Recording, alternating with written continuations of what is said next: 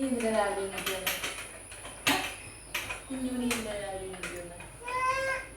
എണീറ്റ് വന്നില്ല എന്തിനാ?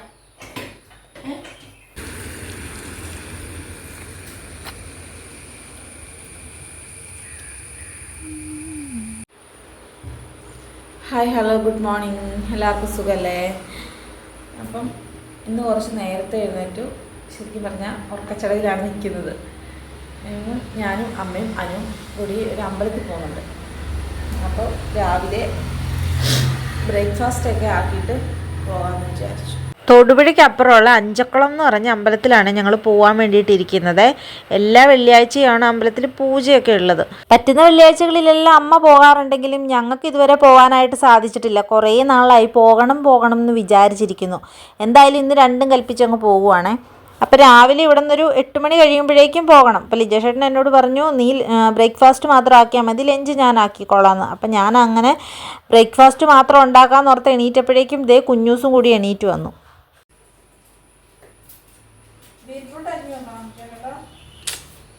2 ദിവസമായി കുഞ്ഞപ്പൻ എന്നോട് പറയുന്നു അമ്മ ഇടിയപ്പം കിഴങ്ങറിയും വേണമെന്ന്. ഞാനാണെങ്കിൽ അതിങ്ങനെ തള്ളി വെച്ചിരിക്കുമായിരുന്നു. അപ്പം ഞാനോർത്ത് എന്നാൽ പിന്നെ ഇന്ന് എന്തായാലും രാവിലെ അതുണ്ടാക്കി കൊടുക്കാമെന്ന്. അതാകുമ്പോൾ ഇഷ്ടപ്പെട്ട് കഴിച്ചോളും. ഇടയ്ക്കെങ്ങാനും വിശക്കുവാണെങ്കിലും അതെടുത്ത് കഴിച്ചോളും. ലിജേട്ടന് വലിയ ശല്യം ഉണ്ടാവത്തില്ല. കഴിവതും ഞാനിവിടെ ബേക്കറി ഒഴിവാക്കാനായിട്ട് ശ്രമിക്കാറുണ്ട്. കുഞ്ഞൂസിനെ ഞാനിവിടെ ഒരു മൂലയ്ക്ക് ഇരുത്തിയിട്ടുണ്ട്. ഇപ്പം ഇങ്ങനെ ഇരിക്കുമ്പോൾ കുറേ നേരം ഇങ്ങനെ ഇരുന്നോളും. വലിയ ശല്യം അങ്ങനെ ഉണ്ടാക്കാറില്ല. അപ്പോൾ എന്തെങ്കിലുമൊക്കെ വെച്ച് കൊടുത്തിട്ടുണ്ടെങ്കിൽ അവിടെ ഇരുന്ന് കളിച്ചോളും.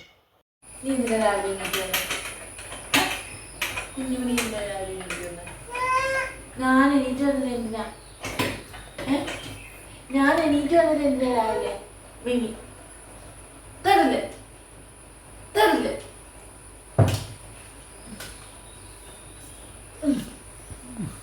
ഞാൻ അവിടെ ഇരിക്കേ.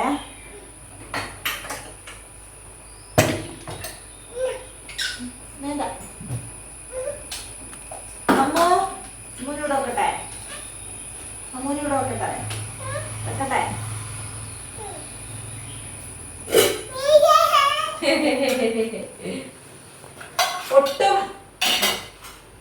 ഒട്ടും ഇടിയപ്പത്തിനും തേങ്ങ വേണം, പിന്നെ കിഴങ്ങറിക്കും തേങ്ങാപ്പാൽ എടുക്കണം. അപ്പം ഞാനാണെങ്കിൽ ഇന്നലെ രാത്രിയെ തേങ്ങയെല്ലാം ചിരണ്ടി ഫ്രിഡ്ജിലേക്ക് വെച്ചിട്ടുണ്ടായിരുന്നു. രാവിലെ എടുത്ത് നോക്കിയപ്പോൾ നല്ല തണുത്ത് മരിച്ചിരിക്കുമല്ലേ. അപ്പം ഞാൻ ആദ്യം പാലെടുക്കാമെന്ന് വിചാരിച്ച് ആദ്യം തേങ്ങ മിക്സിയുടെ ജാറിലേക്ക് ഇട്ടിട്ട് കുറച്ച് ചൂടുവെള്ളം ഒഴിച്ച് ഒന്ന് കറക്കിയെടുക്കും. എന്നിട്ട് പിഴിഞ്ഞെടുക്കുമ്പോൾ നല്ലപോലെ പാല് കിട്ടിയിട്ടുണ്ടായിരുന്നേ. ഈ കിഴങ്ങറി ഞാൻ എപ്പോഴും ഉണ്ടാക്കുന്നതാണ്. ഷോർട്സിലും വീഡിയോയിലും ഒക്കെ ഇട്ടിട്ടുണ്ട്. എപ്പോഴും പറഞ്ഞ് ബോറടിപ്പിക്കണ്ടല്ലോ. റെസിപ്പി വേണ്ടവർക്ക് ഞാൻ ഡിസ്ക്രിപ്ഷനിലോ കാർഡ്സിലോ ഇട്ടേക്കാം, ചെക്ക് ചെയ്ത് നോക്കിയാൽ മതിയേ.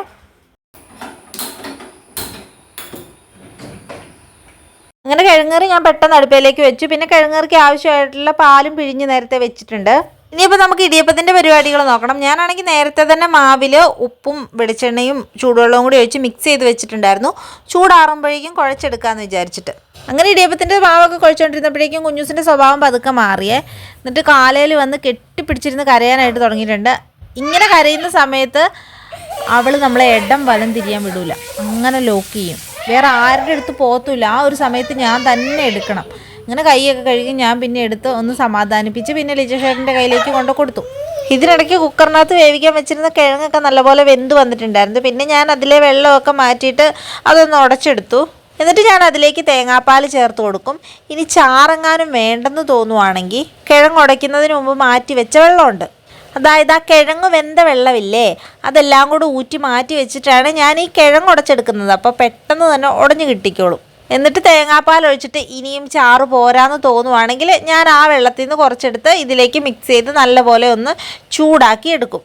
പിഴിഞ്ഞ് അരിച്ചെടുത്ത തേങ്ങാപ്പാലായിരുന്നു കേട്ടോ ഞാൻ മിക്സിയുടെ ജാറിലേക്ക് ഒഴിച്ച് വെച്ചിരുന്നത്. എളുപ്പത്തിന് വേണ്ടി അങ്ങനെ ചെയ്തേ ഉള്ളൂ. അപ്പോൾ പിന്നെ വേറെ പാത്രങ്ങളൊന്നും എടുക്കാൻ വേണ്ടി പോകണ്ടല്ലോ. എന്നിട്ട് ഈ കറി ഒരുപാട് തിളപ്പിക്കരുത്, നല്ലപോലെ ഒന്ന് ചൂടാക്കി എടുത്താൽ മതിയാകും. എന്നിട്ട് വറുത്തിടാനായിട്ട് വെളിച്ചെണ്ണയിൽ കടുകും വറ്റൽമുളകും കറിവേപ്പിലയും കൂടെ പൊട്ടിച്ച് അതിനകത്തേക്കും ഇട്ടാൽ നമ്മുടെ ടേസ്റ്റി ആയിട്ടുള്ള ഉരുളക്കിഴങ്ങ് കറി റെഡിയായി. എന്നിട്ട് പെട്ടെന്ന് തന്നെ ഇടിയപ്പം കൂടി ഞാനങ്ങ് പിഴിഞ്ഞു വെച്ചു. ഇതിനിടയ്ക്ക് അമ്മയുടെ കോൾ വന്നിട്ടുണ്ടായിരുന്നു കേട്ടോ, എങ്ങനെയാ സമയത്തിന് എത്തുമോ എന്നൊക്കെ ചോദിച്ചിട്ട്. ഞാൻ പറഞ്ഞു ഒന്നും പേടിക്കേണ്ട, കറക്റ്റ് സമയമാകുമ്പോഴേക്കും ഞങ്ങൾ സ്പോട്ടിൽ പ്രസൻ്റ് ആയിരിക്കും എന്ന് പറഞ്ഞു.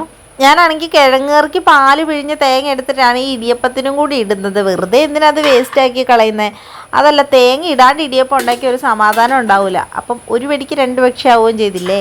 അങ്ങനെ ഇടിയപ്പം എല്ലാം വേവിക്കാൻ വെച്ച് ഞാൻ ഉണ്ടായിരുന്ന കുറച്ച് പാത്രങ്ങളും കൂടിയൊക്കെ അങ്ങ് കഴുകി വെച്ച് എല്ലാം അവിടെ അടിച്ചങ്ങ് വൃത്തിയാക്കി ഇട്ടിട്ടാട്ടോ പോകുന്നത്. എന്നിട്ട് പിന്നെ ഞങ്ങൾ റെഡിയായി വീട്ടിലേക്ക് പോയി. അതിൻ്റെയൊക്കെ വീഡിയോസ് ഉണ്ടായിരുന്നു, പക്ഷെ അതെങ്ങനെയോ ഡിലീറ്റായി പോയി. ഇവിടുന്ന് ലിജേഷേട്ടൻ വീട്ടിലേക്ക് കൊണ്ടുവിട്ടായിരുന്നേ. അവിടുന്ന് പിന്നെ ഞങ്ങൾ ബസ്സിനാണ് പോയത്.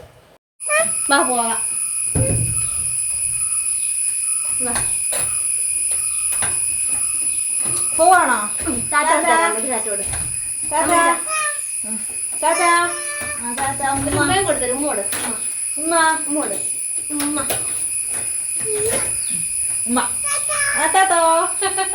എട്ടര 8:45 ആയി ഞങ്ങൾ വീട്ടിൽ നിന്ന് ഇറങ്ങുമ്പം. എന്നിട്ട് ഞങ്ങൾ അമ്പലത്തിൽ ചെന്നപ്പോഴേക്കും 10 മണി കഴിഞ്ഞായിരുന്നു.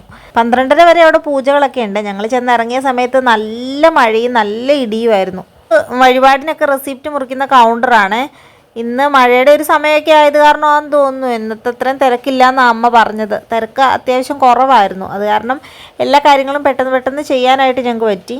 എന്നിട്ട് ഞങ്ങൾ അമ്പലത്തിനകത്തേക്ക് പോയിട്ട് തൊഴുതു വന്നേ. കുഞ്ഞൂസി നിൽക്കുന്ന സ്ഥലം എന്ന് പറയുന്നത് അമ്പലത്തിനകത്ത് പോയിട്ട് തൊഴുതു വന്നിട്ട് നമുക്ക് ഇവിടെ റെസ്റ്റ് എടുക്കാം. അതായത് അവിടെ ഉള്ളിൽ പ്രാർത്ഥനയൊക്കെ നടക്കുമ്പോൾ നമുക്ക് ഇവിടെ ഇരുന്ന് പ്രാർത്ഥിക്കാം. കുഞ്ഞമ്പലം, അപ്പോൾ ഒരുപാട് പേർക്ക് നിൽക്കാനുള്ള സ്ഥലമൊന്നും ഇല്ലാത്തത് കാരണമാണെന്ന് തോന്നുന്നു ഇങ്ങനെയൊക്കെ ഉണ്ടാക്കിയിട്ടിരിക്കുന്നത്. അപ്പോൾ അവിടെ ഇരുന്ന് നമുക്ക് വിശ്രമിച്ച് പ്രാർത്ഥനയിൽ കൂടാവുന്നതാണ്. വെള്ളിയാഴ്ചകളിൽ മാത്രമാണ് ഇവിടെ നട തുറക്കുന്നത്. ഇതൊരു ദേവിയുടെ ഒരു ക്ഷേത്രമാണ്. മലയാള മാസത്തിലെ ആദ്യത്തെ വെള്ളിയാഴ്ച എന്ന് പറയുന്നത് ഭയങ്കര തിരക്കുണ്ടാവുന്ന ദിവസം. അന്ന് ഒരുപാട് ആൾക്കാർ വന്നു പോകും. അപ്പോൾ പൂജയൊക്കെ കഴിഞ്ഞപ്പോഴേക്കും ഞങ്ങൾക്ക് പായസമൊക്കെ കിട്ടി. എൻ്റെ അനുവിൻ്റെയും കയ്യിൽ നിന്ന് കുഞ്ഞാറ്റ മത്സരിച്ച് വാങ്ങി കഴിക്കുന്നുണ്ട്.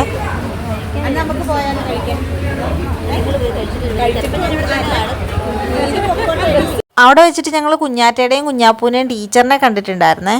അപ്രതീക്ഷിതമായിട്ടാണ് കണ്ടത്. രാവിലെ മുതലേ ഉണ്ടായിരുന്നു. പിന്നെ കുറച്ച് നേരം അവിടെ വർത്താനമൊക്കെ പറഞ്ഞു. ആ ഗ്യാപ്പിൽ കുഞ്ഞൂസ് ഇറങ്ങി ഓടിയത് കണ്ടോ.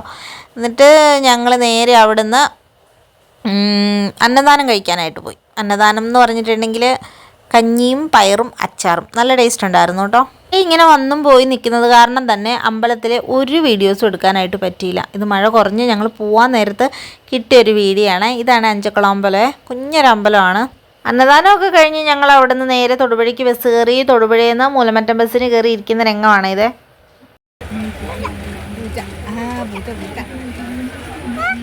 തൊടുപുഴ എത്തിയിട്ട് ഞങ്ങളൊരു കാപ്പിയൊക്കെ കുടിച്ചിട്ടാണ് വണ്ടിയിൽ ഇങ്ങനെ കയറി ഇരിക്കുന്നത്. എല്ലാം കഴിഞ്ഞ് ഏകദേശം ഒരു 4 മണിയോടുകൂടി ഞങ്ങൾ വീട്ടിലെത്തി. വീട്ടിൽ വന്നപ്പോഴേക്കും അതല്ലേ പുകില്. ലിജേഷേട്ടൻ ഉച്ചയ്ക്ക് ചിക്കൻ കറിയൊക്കെ വെച്ച് കൈയൊക്കെ മുറിച്ച് നല്ല സെറ്റപ്പാക്കി വെച്ചിരിക്കുന്നു. അമ്പലത്തിൽ നിന്ന് കുഞ്ഞൂസും ഇടയ്ക്ക് ചെറുതായിട്ടൊന്ന് വീണ് അവളുടെ മൂക്കും ഒന്ന് പൊട്ടിയിട്ടൊക്കെ ഉണ്ടായിരുന്നേ. അപ്പോൾ ഇതൊക്കെയാണ് ഇന്നത്തെ വിശേഷങ്ങളെ. ഇഷ്ടപ്പെട്ട സബ്സ്ക്രൈബ് ചെയ്യാനും സപ്പോർട്ട് ചെയ്യാനും ഒന്നും മറക്കരുതേ. താങ്ക്